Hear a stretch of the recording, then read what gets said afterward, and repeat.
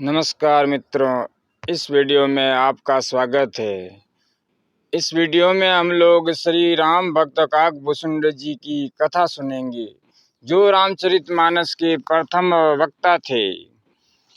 इंद्रजीत ने श्री राम पर नागपाश चलाया। श्री राम नाग में इसलिए बंध गए क्योंकि उन्होंने नागराज वासुकी को वरदान दिया था कि वह उनके सम्मान की रक्षा करेंगे। श्री हरि के वाहन गरुड़ ने नागपाश काट कर प्रभु को बंधन मुक्त कराया था। प्रभु नागपाश में बंध गए। गरुड़ को श्री राम के भगवान होने पर संदेह हो गया। संदेह दूर करने गरुड़ जी ब्रह्मा जी के पास गए। ब्रह्मा जी ने शिव जी के पास भेजा और शिव जी ने श्री राम भक्त काकभूषुंड जी के पास भेजा, क्योंकि पक्षियों की भाषा पक्षी ही समझते हैं। इसलिए शिव जी ने काकभूषुंड जी के पास गरुड़ जी को भेजा। काकभूषुंडी ने गरुड़ का संदेह दूर किया और अपनी कथा सुनाई। सतयुग के पूर्व के कल्प में काकभूषुंडी का पहला जन्म अयोध्या में एक शूद्र के घर में हुआ। वह शिवजी के अनन्य भक्त थे, किंतु अज्ञानता में शिवजी के अलावा अन्य सभी देवताओं की निंदा किया करते थे। एक बार अयोध्या में घोर अकाल पड़ा। भूषुंडी को अयोध्या छोड़कर उज्जैन में जाना पड़ा। उज्जैन में वह दयालु ब्राह्मण की सेवा करने लगे और उन्हीं के साथ रहने लगे। वह ब्राह्मण भी शिवजी के अनन्य भक्त थे, लेकिन वह भूषुंडी की तरह भगवान विष्णु की कभी निंदा नहीं करते थे। ब्राह्मण ने भूषुंडी को शिवजी का गूढ़ मंत्र दिया। मंत्र पाकर उसका अभिमान और भी बढ़ गया था। अब तो वह भगवान विष्णु से जैसे द्रोह का ही भाव रखने लगा। भूषुंडी के इस व्यवहार से उसके गुरु अत्यंत दुखी थे।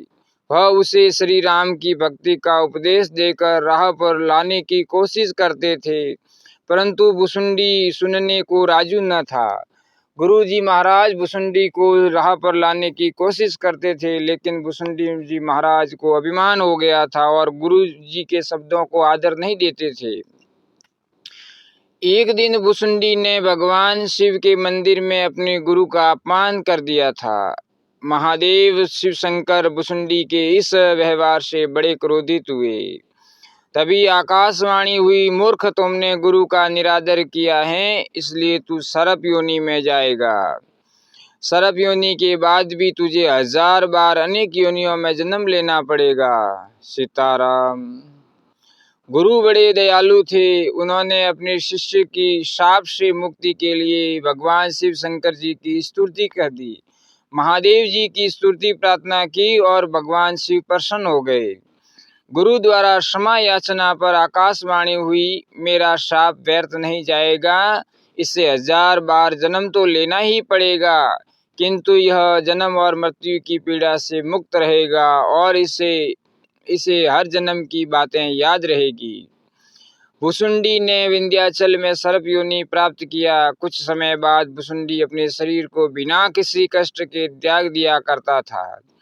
उसे हर जन्म की बातें याद रहती थी। श्री रामचंद्र जी के प्रति भक्ति भी उसमें जाग गई। भूषुंडी जी ने अंतिम शरीर एक ब्राह्मण का पाया और ज्ञान प्राप्ति के लिए लोमस ऋषि के पास गए। लोमस ऋषि एक महान ऋषि हैं। लोमस ऋषि उसे जब ज्ञान देते वह उनसे कुतर्क करने लगता था। नाराज होकर लोमस ऋषि ने उसे चांडाल पक्षी कौवा होने का शाप दे दिया।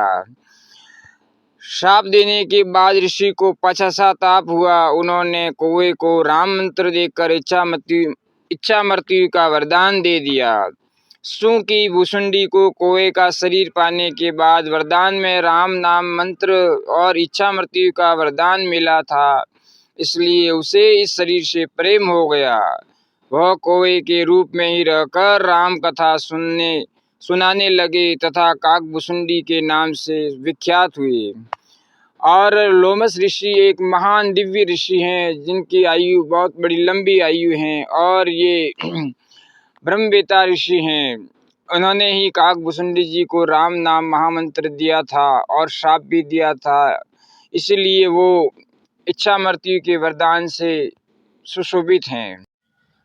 अगर मित्रों आपको यह वीडियो पसंद आया हो तो इस वीडियो को लाइक करना, ऐसे ही वीडियो सुनने के लिए इस चैनल को सब्सक्राइब करना और शेयर करना, ताकि दूसरे लोग भी ज्ञानवर्धक प्रसंग सुन सके।